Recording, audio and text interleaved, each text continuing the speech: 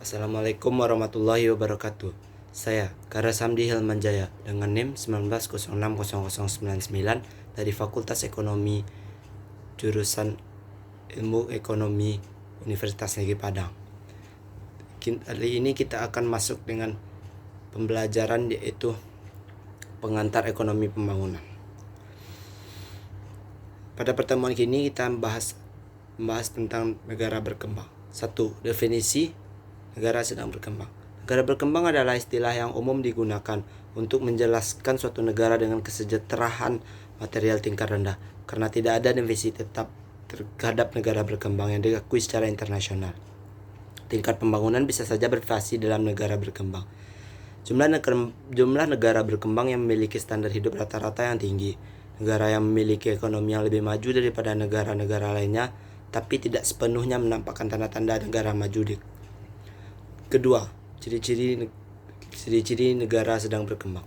Yang pertama, tingkat pendapatan biasanya rendah. Yang kedua, jumlah penduduk banyak dan padat per kilometer perseginya. Tingkat pendidikan rakyatnya rendah. Sebagian rakyatnya bekerja sektor pertanian pangan secara tak produktif, sementara hanya sebagian kecil rakyat bekerja di sektor industri. Produktivitas kerjanya juga rendah.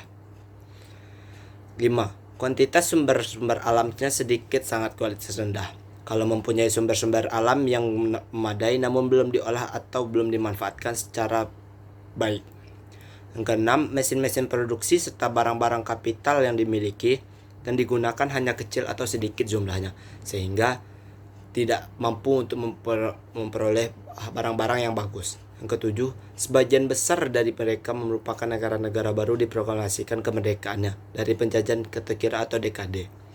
Yang ketiga kita akan bahas tentang hambatan-hambatan pembangunan ekonomi. Hambatan-hambatan dalam pembangunan ekonomi sangat banyak. Yang pertama, permodalan. Sumber modal dalam negeri berasal dari tabungan masyarakat. Besarnya tabungan ditentukan oleh besarnya pendapatan atau nilai uang yang stabil, yang tersedia sarana dan cara melaksanakan tabungan itu. Namun, di banyak pembangunan ekonomi sedang berkembang, permodalan hanya kecil karena tabungan-tabungan masyarakat yang ada kecil. Yang kedua, iklim dan keadaan alam dalam pembangunan ekonomi negara berkembang. Di Indonesia khususnya, Indonesia adalah salah satu dari negara berkembang. Masih sangat tergantung pada iklim struktur yang agraris, karena struktur iklim dan keadaan alam Indonesia sangat bagus, jadi semuanya tersedia.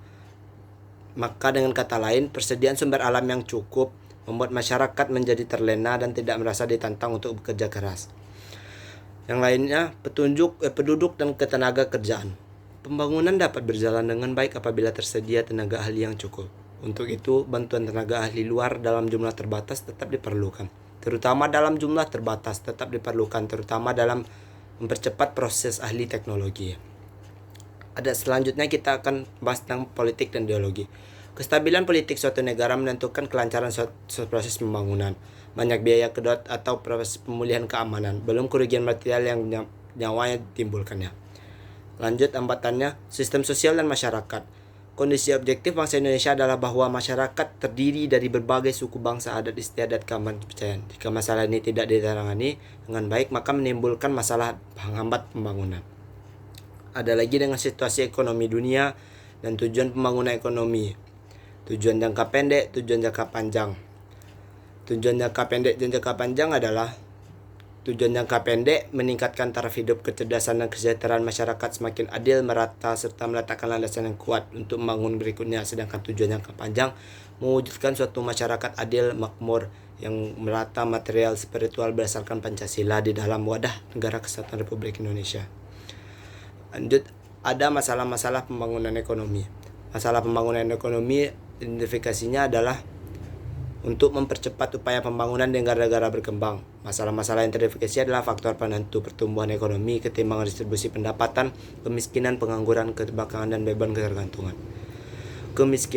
Kemiskinan adalah keadaan masyarakat yang tidak mampu memenuhi kebutuhan hidupnya. Kebutuhan hidup meliputi makan, pakaian, tempat tinggal, pendidikan, dan kesehatan.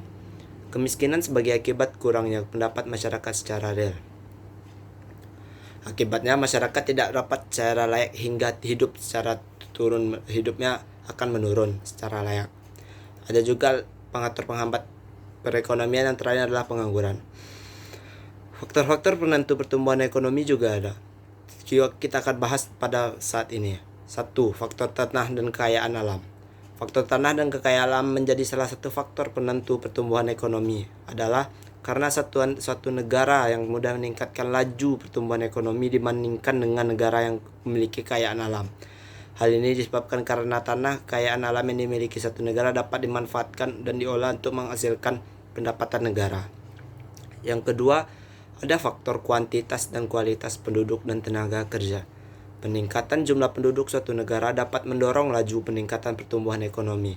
Hal ini disebabkan karena adanya peningkatan jumlah penduduk, maka akan muncul salah satu contoh pertumbuhan ekonomi, yaitu jumlah angkatan kerja yang meningkat, pelatihan-pelatihan, dan program-program untuk meningkatkan kualitas sumber daya manusia.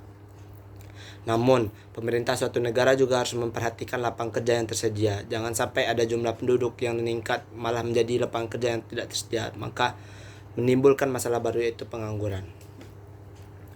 Yang ketiga, faktor kepemilikan barang modal dan pengusaha teknologi. Kepemilikan barang modal dapat meningkatkan produktivitas dan akan berimbas pada pendapatan nasional. Modal ini tidak hanya berupa uang, tapi bisa berupa peralatan atau mesin yang canggih dengan teknologi terbaru. Dengan adanya faktor pemilikan uang modal dan penguasa teknologi, peningkatan yang bisa dapat berupa adanya perwujudan produktivitas, adanya penemuan-penemuan baru, adanya peningkatan kualitas hasil produk. Yang keempat, faktor sistem sosial masyarakat. Sistem feodal pertahanan pada masyarakat yang masih kental dengan desain memberikan pengaruh pertumbuhan ekonomi yang lambat. Yang kelima, faktor sikap dan perilaku masyarakat. Setiap manusia memiliki dan perilaku yang berbeda satu sama lain. Hal ini secara tidak langsung mempengaruhi laju pertumbuhan ekonomi. Jika masyarakat di suatu negara memiliki sikap dan perilaku yang rajin dan giat bekerja, pantang menyerah, kreatif, maka akan mendorong laju pertumbuhan ekonomi di suatu negara.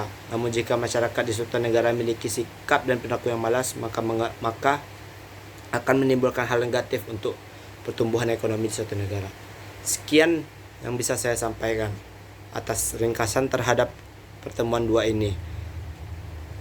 Banyak maaf, banyak salah, saya ucapkan terima kasih. Assalamualaikum warahmatullahi wabarakatuh.